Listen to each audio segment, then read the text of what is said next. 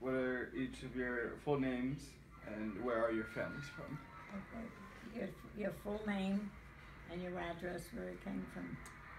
Well, my Turn full the name TV is off. Hyman Garber. Yes. And where's your family from? Well, we were Brooklyn, Right. Brooklyn, New York.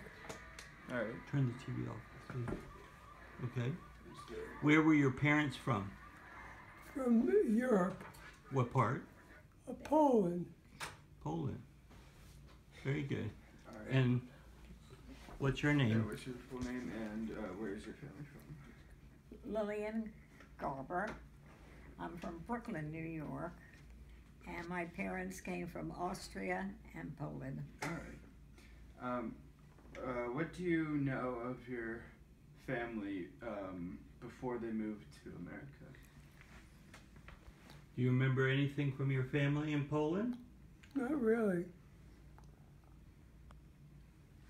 Nothing significant. Do you know where in Poland they're from? What? Do you know where in Poland they're from? Yes, Well, what? where your father came from, Vilna. Vilna, Vilna, Poland. Vilna, Poland, yeah. All right. My mother? Huh? Your mother came from Poland too. Yeah. Was your father? What was your grandfather in Poland? Do you know? He was a farmer. A farmer? Farmer. What kind of farmer? I really don't know. Mm-hmm. We never met Now them. somebody told me you're a Kohen. What does that mean? I don't know. Okay. Do you want to explain yes. it to Mrs. Garber? Kohen is the priest of the Jews. They get the honor of the first Torah at services, and it's an honor of being a Kohen. Oh. Do you know much about his family? Okay. Yeah. So. I think it came, well, he only had the one brother that survived the Holocaust, and he came to the United States about 1936. His name was Leon Garber, and Seth carries his name, Seth, and then his Hebrew name was Label. Oh. Very good. That's cool. Okay. Project. Okay. Is it recording again? Yeah. All right. What do you remember from your family before they came to America? My mother came from Austria, Vienna, and she came to America in 1914 as an immigrant and was very happy to be here in the United States. Good. And my father came from Poland, but they migrated to London, England before they came to the United States. He had two brothers and a sister, and they came to America, to the States also around 1914, 1918.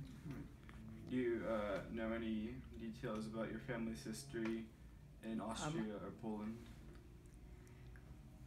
My mother had one brother that survived. The rest of them were gone with the Holocaust. And that brother went to Argentina. And from Argentina, he went to Israel with his family. And we heard from him until about in the late 40s and stuff. And then I believe he passed away. From it. My mother used to write to him in German and Polish. She spoke a number of languages, yeah. That's very interesting. So, what do you guys remember from your early childhood? Were there any important memories that you remember from when you were young? Nothing really.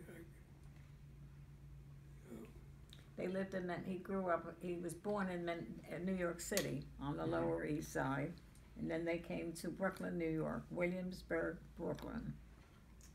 Right. What kind of work did your father do? My father was he worked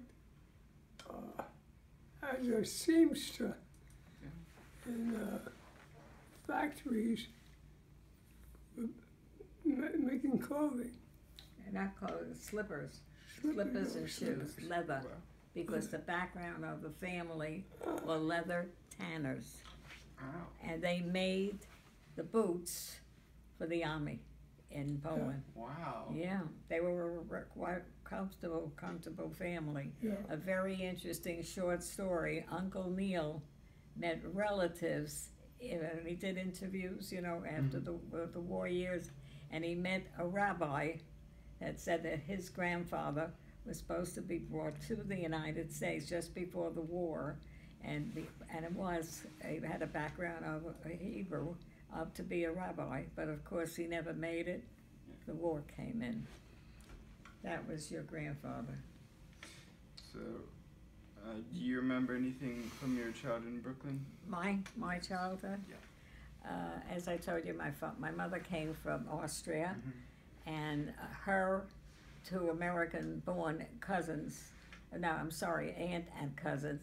And the Jewish newspaper, The Forward, which is still being published, they were one of the first editors involved of that. Yeah, she came from a pretty famous American Jewish family. They also helped build a little synagogue that you saw, that Jeff saw many years ago when he was on the Lower East Side, that she built in honor of the memory of the people in Austria. That they lost. And like I said, her background was a little bit more modernized, I would say, yeah. And my brother became a printer for the newspaper of the Forward, and Hebrew. They had Hebrew and English, yeah. He used to work there in the summers too. What was the newspaper? What? What newspaper? The Forward. It's still being published today. It's mostly in English. It's a Jewish daily Forward. Yeah, on the Lower East Side. And now, Chinese bought the building. But I forget how many millions of dollars that was sold. If my great aunt Ida was alive, I think she would have been very upset about it. Good. Let's take a break. Go ahead. How old were you when you joined the military for World War II? I was about 20, 1920. and I was in the Army.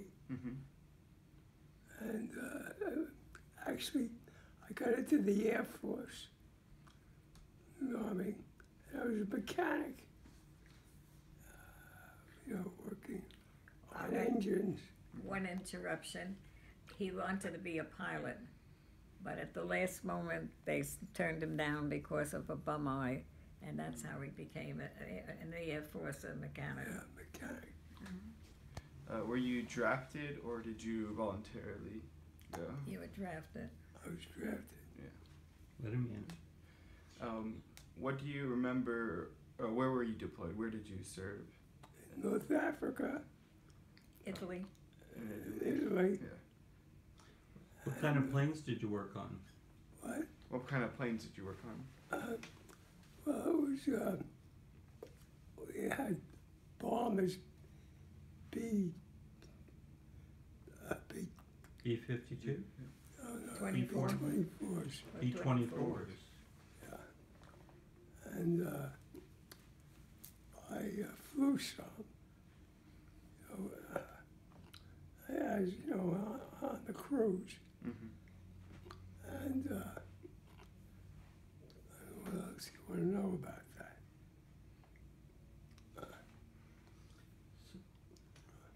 Well, How was it when you went to Italy? Why did you go to Italy? That's where we landed. In Italy? Italy.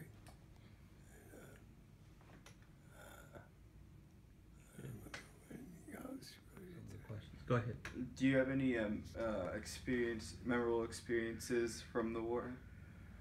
I recollect. I was a mechanic at the airfields. Right? So, that, and I flew some missions, Well, you know, as one of the crew Mm-hmm. of the airplanes, and went through the whole war that way. Anything else? All right. When Do you remember anything, Mom, from his history? From who? From mine or his? No, for his. From his.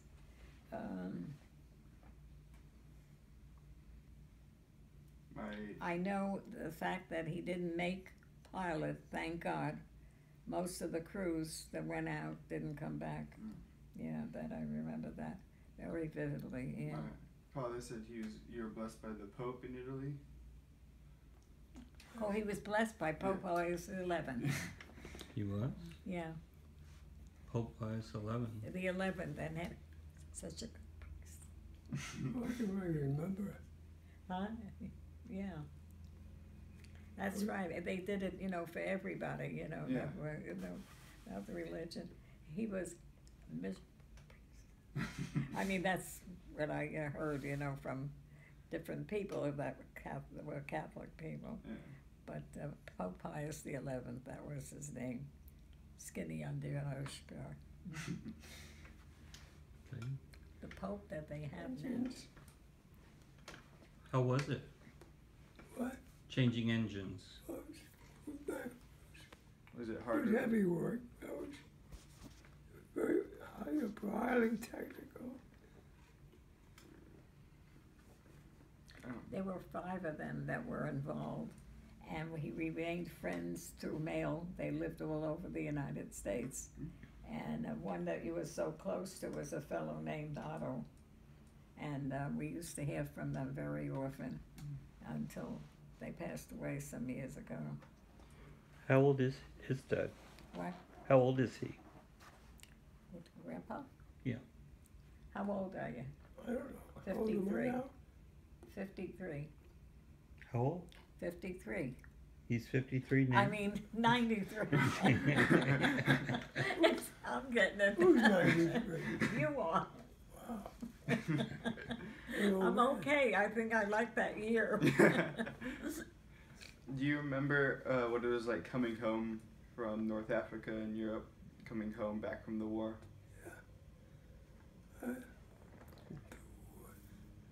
The wars had ended, and I came back, and I was a mechanic, Mm-hmm. so I continued up. I have one very interesting, but talking about the service.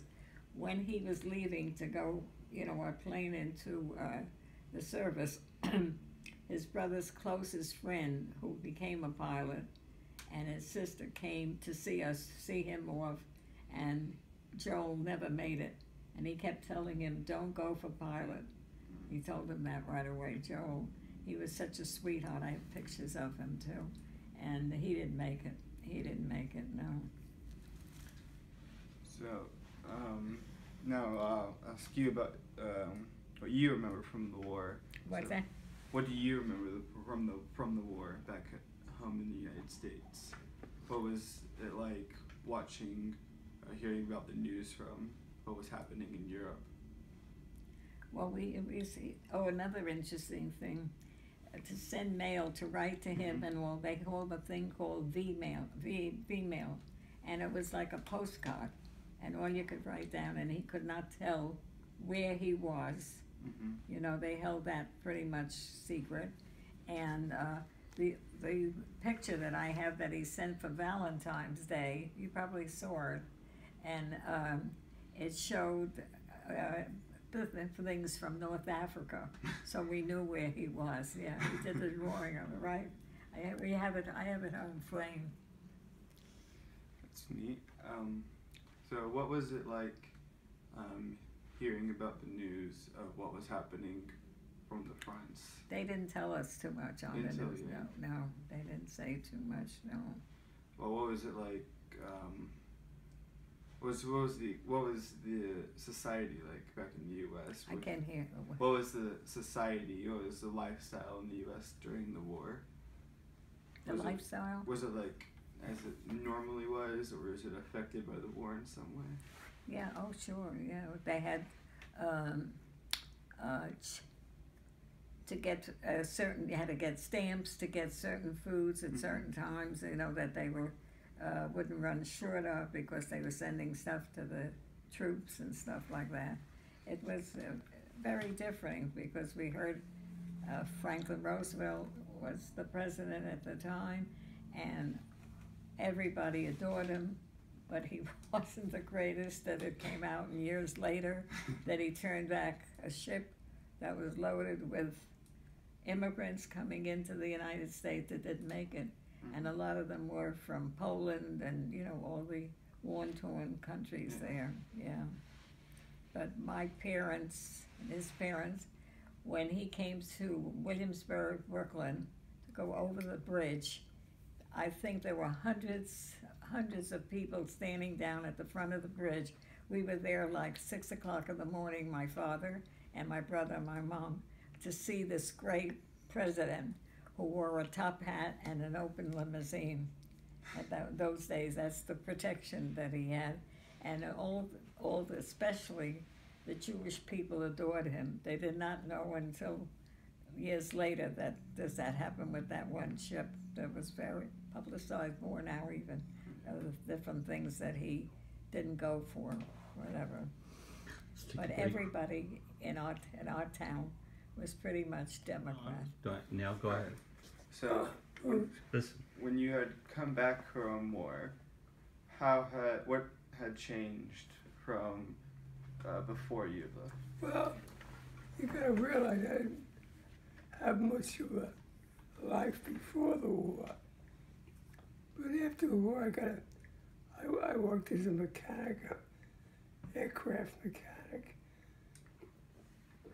And I had a good job at the time. You did drafting. Drafting. And then I went to school and learned drafting and became a draftsman and a designer and an engineer. One feedback I forgot to remember, we got married during a 30-day furlough. The war ended in Japan when we were on our honeymoon. Remember that? Yes. So you came back before the war officially ended? It was on furlough and then the war ended there, yeah. I was on furlough when the war ended. So And we had a pretty big wedding, a Sunday afternoon. And he didn't have his brother was in the Coast Guard, and he was in service on Long Island through the whole war. Yeah, and one of his best friends was the, best man, but my brother was overseas, so my brother was in Japan during the war. He didn't have it so easy. He was in the infantry. And for the Americans? Huh? For the Americans in Japan?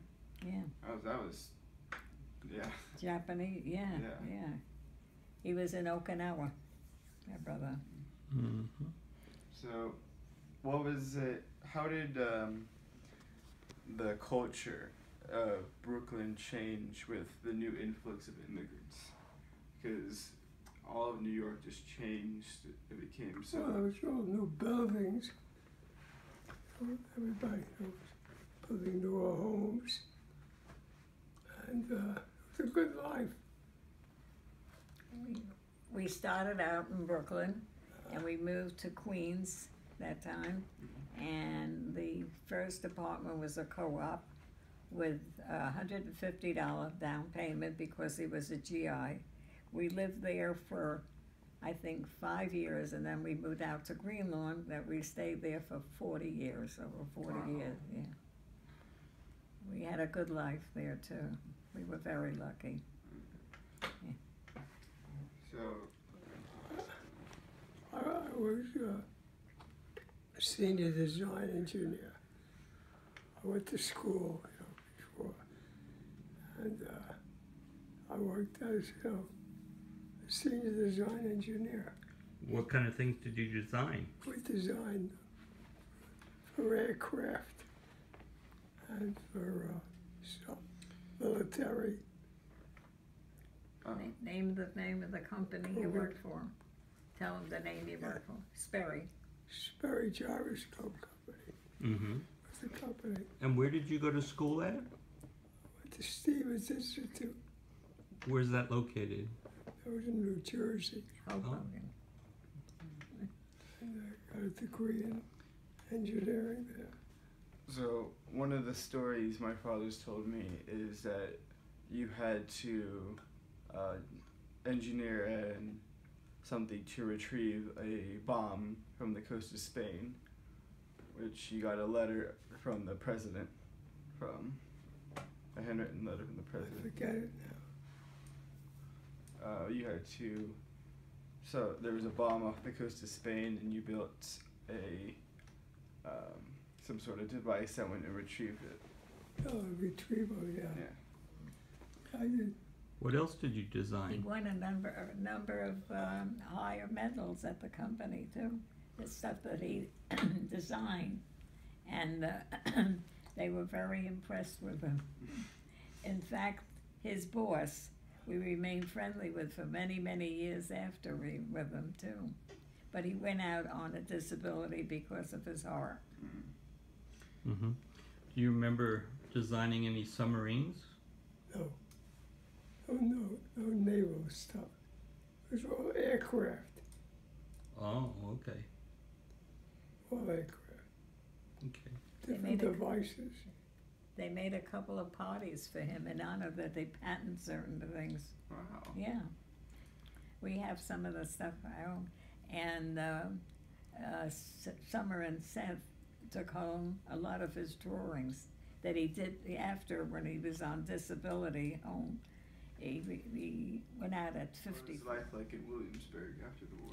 When we lived in Brooklyn, the neighborhood that I lived in was close to the East River, and my brother used to go swimming there in that dirty water. It was a big thing for us, you know. We were like an hour from Coney Island, and when we used to walk the bridge, we used to walk the Williamsburg Bridge to the Lower East Side, and it was very interesting because on high holy days when you threw your sins away, you went on that bridge, the place was loaded. As a matter of fact, I should get the book for you that I recently sent to my niece and Uncle Neil and all of the whole history of the Lower East Side. I saw it on one of the Jewish stations on television, and I got in touch with the fellow, and I bought 4 books from him. And he said to me, I'm keeping him in business. What I mentioned to him was when we threw our sins away, you know, once a year, you know, the high holy days. So I said I used to go with my mom. So he said to me, yeah, in the book is a picture of a woman with a child, but it must have been from maybe 1898.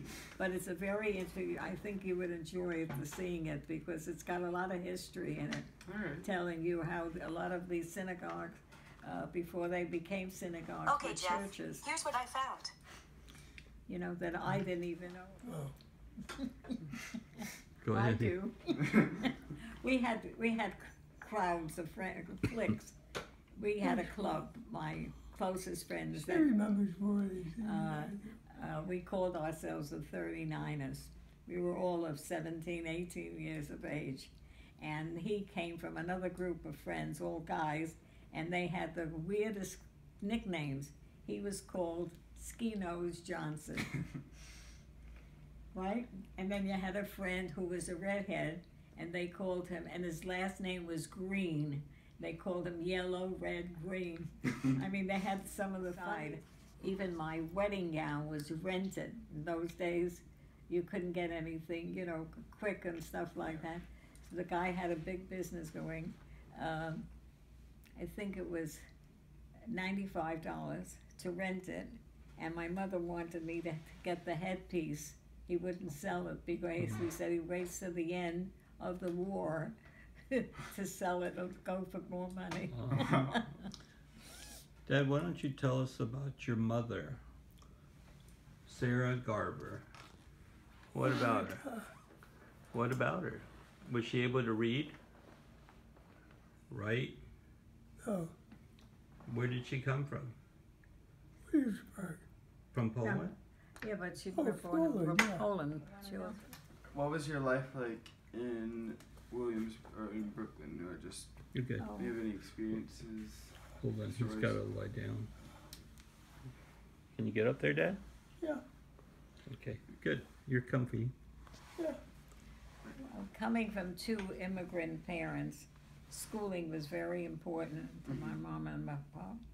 And as a matter of fact, my mom went back to night school.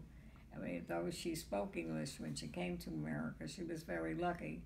And my father came from Poland also, and before they came to the United States, he went to London, England, with his two brothers and his sister. An aunt brought them to the United States. Yeah, So, they were lucky. Yeah. growing up in immigrant household, did you ever learn Polish, or was Polish ever used? No, No. What was that? What was it that you, never learned Polish. but you could speak? It was more than I know. They spoke more than his. What are some Yiddish words? Ich verstehe a bisschen Yiddish. A little Means bit. I understand a bit of Hebrew, Mm-hmm. and we mostly spoke English. Yeah, Yeah. yeah. That's right. Yeah. What did you say? But the English days, it was English when they came. Oh, okay. Interesting thing from the kids that I grew up with on the Lower East Side. From Brooklyn, from Williamsburg, Brooklyn. One of them became head of the Pittsburgh Philharmonic. They went to school with me. Mel Brooks, I don't know if you've ever heard of him. He graduated with me. Barry Manilow, the famous singer, lived upstairs from us. Yeah. So, a lot of them strived. All the people we grew in, schooling was very important to us. It was. Did you know Neil Diamond too? Huh? Did Neil you- Diamond, yeah. Mm-hmm. So, coming from an immigrant family, was any of the Polish or Austrian traditions carried on through your family, or was it? Not really. What? The Polish traditions. We spoke English. Oh, yeah, they spoke, yeah. And my father actually, as I remember now, he came from Konin, Poland. He said he was lucky, that some of the families alive. My mother lost her whole family in Auschwitz. Yeah. So, because of the struggle that a lot of immigrants faced from coming to America, was there not really any focus on where they came from or on just what Well, like I said, with Grandpa's side of the family, they were leather tanners. Mm-hmm. And like I said, Uncle Neil knows more history on that because he met somebody there it was a rabbi that he met in California, and he told them all about the family and what a famous great grandfather he would have had he made it to the United States. One unfortunate thing happened. His brother made it after the war, and he married a German Jewish lady, and she wasn't very, very kind because Uncle Leon, rest his soul, who Ethan is named after, survived the war and came back with a most beautiful book that the great-grandfather published. I remember seeing it and holding it because he wanted Grandpa's father to have it. This stupid head went ahead and gave it away to a synagogue, a German synagogue up in low Manhattan, and we never got it back. It had such a wonderful history of the family. It was so beautiful. It was a picture of him in the front he had quite a few children. He had 7 children. And of course, I thought of Uncle Leon. None of them survived. But it was such a beautiful... What was some experiences you had with that? Who was your first child? What was it like Who? My having children? Oh, my was Ronnie Garber, premature, 4.5 pounds. Yeah. And turned out to be a dynamo. Played the drums, Grandpa Mercer, his father, bought her first violin. And anytime she was in any series of music things way on the island, he used to make sure that we got Grandma and Grandpa to go out to have front seats to see her play a first violin. She still plays all these instruments today. Yeah, but he gave her first violin. I believe she still has it. And the second child was Neil. Naphtali. He was named for the great-grandfather. And Ronnie, Neil, and Jeff all became teachers. Wars that came up. What? The Korean War, and what was it like hearing about what was happening? Because Korean and Vietnam War were obviously a lot more publicized. So I didn't catch that at all. So what was it like hearing about the war? The Korean and Vietnam War? What was it like hearing about what was going on in the war? It was very bad, but we didn't know, we knew. My brother was in We didn't get too much. Vietnam. My brother was in Vietnam. And it was very sad. It was the years were terrible. They started out with draft numbers. If you had a high draft, you were on to go. And very interesting, the doctor, my mother had taken my brother to the doctor and said to him, "Doctor, look how thin he is. He's got asthma and all. Make sure, do you think they'll keep him out of the service?" He was in the first draft. Oh. Yeah. So, what was your perception of the war? Did you support it? Or what was your view of the war? Did you support the Korean-Vietnam Yes. War? We supported it, but we didn't have much to do with it. Yeah. Barry went to Vietnam, right? Yeah. Oh, Barry Ratner. Barry Ratner. yeah. He was in the Vietnam War. Do you remember when those he days? He didn't think he'd be drafted, and he wanted to, volunteer. And son of a gun, 5 days before he was very ready to he was on a high draft. Got in immediately. Yeah, Barry. Yeah. He was pretty badly affected by it. He married, and he's got wonderful children. It's my cousin's son, and the war was a big barrier for him. Took him quite a number of years. He married a nurse, and things were, but he was very upset from that war. It really affected him terrible. So We were very close to them. Vietnam War? The war in Vietnam. Yeah. What was it like? It was hard to. I wasn't in the war, No, I know that. but Did you support it? yes, we supported it. Who was the president? President Johnson? Yeah. Yeah. What happened during those years? They were hard years.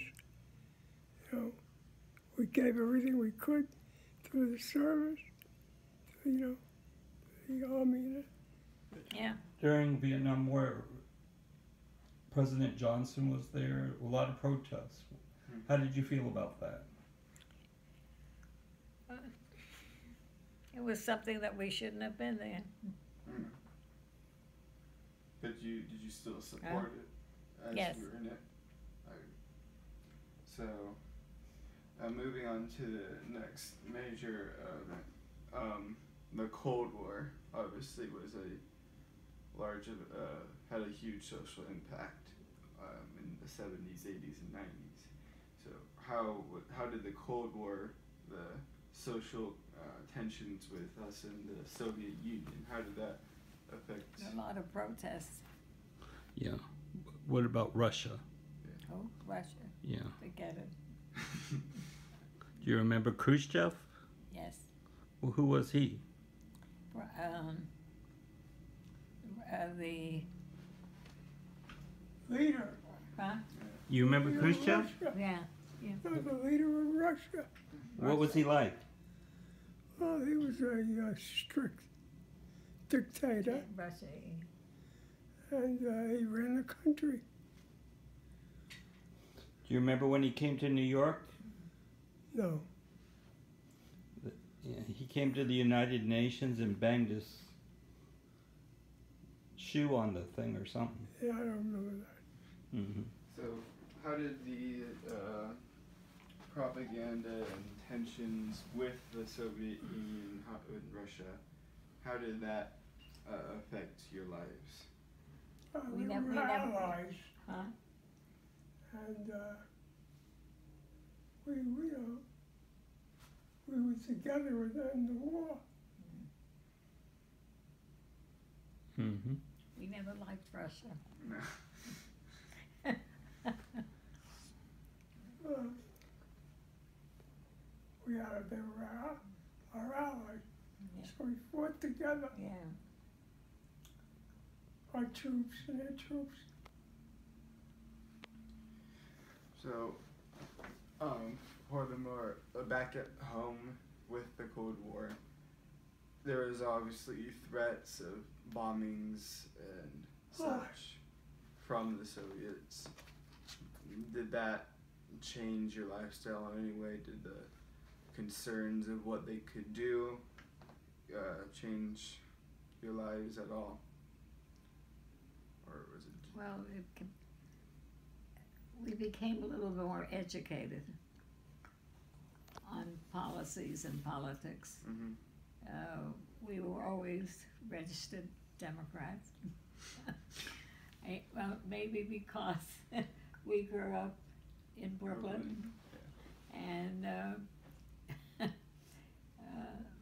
we didn't know much about the Republicans. I had a few relatives that, the wealthier ones of the family from my father's side, but all we knew was Democrat leaders. And like I said, we thought Roosevelt was a great guy. Little did we know, years to come now, that we found out. So, obviously, one of the more recent major events in American history would be the 9/11 attacks on the Twin Towers in New York. So, what do you remember from that day, And when, 9/11. 9/11? oh, it's terrible. Do you remember where you were when you heard that the towers were attacked?